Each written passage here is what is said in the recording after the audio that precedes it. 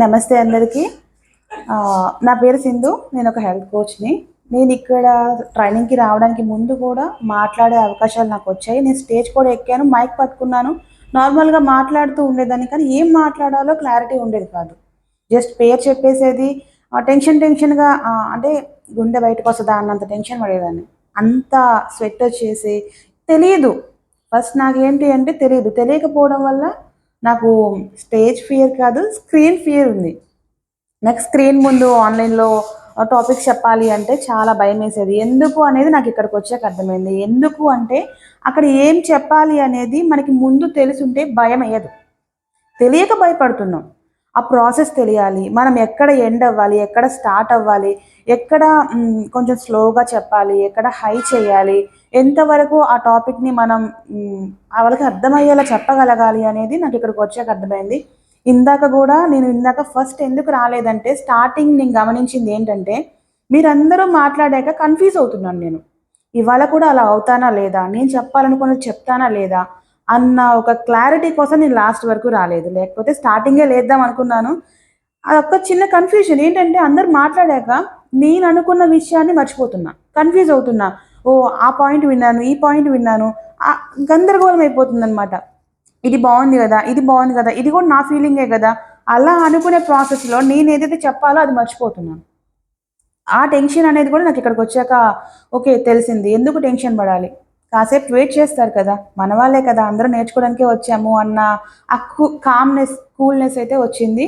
And topic పరంగా ఒక knowledge ఒక సెకండ్ ఆగైనా సరే నిదానంగా మాట్లాడాలి. వాళ్ళకి అర్థమయ్యేలా చెప్పగలగాలి. ఇంకొకటి ఏంటి అంటే నాకు మా సీనియర్స్ బాగా డిస్కస్ చేస్తారు, మాట్లాడతారు, నవ్విస్తారు. అలా నేను చేయలేను. అందుకే నాకు వాళ్ళని చూస్తే భయమేస్తది. ఇక్కడ ఏంటి అంటే మనం అందరం నేర్చుకోవడానికి వచ్చాం కాబట్టి కాన్ కామెంట్ చే కామెంట్ అనేది పక్కన పెట్టేస్తే ఫస్ట్ ఐస్ చూస్తూ మాట్లాడగలుగుతున్నాను. అంతకుముందు ఐ కాంటాక్ట్ అంటే ఒక్కళ్ళకే ఇవ్వడం, ఒక్కళ్ళకెళ్ళే చూడడం అలాంటి చిన్న చిన్న మిస్టేక్స్ ఉండేవి. ఒక్కళ్ళకెళ్ళి చూడకూడదు. ఫర్దర్‌గా అందరిని చూస్తారు. నిన్న హరిగారిని చూసాను. కోపంగా ఉన్నారు. ఇయాల కోపంగా లేరు. అలా అందరిని చూడడం వల్ల తెలుస్తది.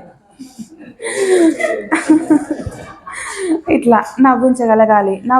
ఎక్కడ ఏ సందర్భంలో ఎవరిని వాళ్ళు వినట్లేదు. వాళ్ళనెలా మనం వినేలా చేసుకోవాలి. ఎలా హ్యాండిల్ చెయ్యాలి అనేది నాకిక్కడ తెలుసుకోగలిగాను. మాట్లాడగలుగుతున్నాను. ఇంకొకటి టాపిక్ ఇస్తున్నారు.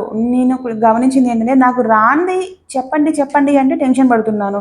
కానీ నాకొచ్చిన విషయాన్ని నాకిస్తే హ్యాపీగా ఫీల్ అవుతున్నాను. సీనియర్స్‌తో గూడా కంఫర్ట్‌గా ఫీల్ అవుతున్నాను. చేయగలుగుతున్నాను.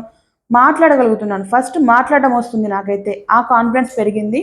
టాపిక్స్ అనేవి మాత్రం మనం ప్రిపేర్ అయితేనే పక్కా ఎక్కడైనా చెప్పగలుగుతాం. ఇది నాకు చాలా హెల్ప్ అయింది. ఈ గ్రూప్ ఎందుకు స్వాతి గారు అప్పుడు రాలేదంటే నేనిక్కడున్నాను. నాకు కావాలని నా ఫ్రెండ్స్ అందరూ నాతో కలవాలి గదా! అందుకే అప్పుడు రాలేదు.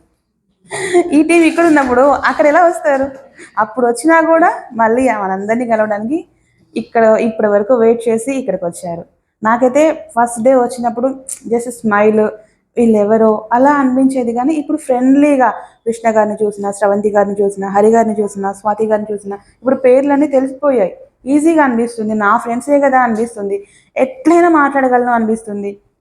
ఆ కాన్ఫిడెన్స్ లెవెల్ అంటే నలుగురిలో కలవాలి అంటే భయం. చిన్నప్పటి నుంచి ఒకే సర్కిల్‌లో పెరగడం వల్ల అవతల వాళ్ళతో ఇలా మాట్లాడాలి. మనం మాట్లాడితే అవతల వాళ్ళు తప్పు పడతారు. పడతారేమో గాదు. ఖచ్చితంగా తప్పు పడతారు అన్న ఫీలింగ్‌లో ఉండేదాన్ని నేను. అందుకే కొంచెం మాట్లాడాలంటే భయమేసేది. ఆ భయం నుంచయితే నేను బయటికి రాగలిగాను. స్టార్టింగ్ నా పేరు చెప్పేటప్పుడు ఇక్కడ గుండె దడొస్తది. టాపిక్ స్టార్ట్ చేసాక మాత్రం భయం పోతుంది. అది బాగా గమనించా. స్టార్టింగ్ డే నుంచి కూడా నేనదే. ఫస్ట్ అక్కడ చైర్‌లో ఉన్నంత సేపు భయపడుతూనే ఉంటా. ఇక్కడికొచ్చి పేరు చెప్పాక నార్మల్‌గా టాపిక్ ఇక్కడ స్టార్ట్ చేసిన ఫస్ట్ డే మా సార్ గూడా వచ్చారు గదా! మాట్లాడి చూసారు గదా! నెక్స్ట్ డే వాళ్ళ ఎగతాళి ఎలా తెలుసు. మమ్మీ ఇలా మాట్లాడుతది. మమ్మీ ఇలా మీరేమైనా అనుకోండి. నేను నేర్చుకోవాలనుకున్నాను నేర్చుకుంటాను. మీరైతే రావట్లేదు గదా! మీరైతే మాట్లాడట్లేదు గదా! మీకు ఆ ధైర్యం గూడా లేదు. నన్నెందుకు కామెంట్ జేస్తారు? అసలు నేను పట్టించుకోలేదు. చేసుకుంటే చేసుకో మీ ఇష్టం. కానీ నేను నేర్చుకోవాలి. ఎందుకు అంటే నేనున్న ఫీల్డ్ పీపుల్‌తోనే ఉంటది. నేను మేడం ఏదో చెప్తారు.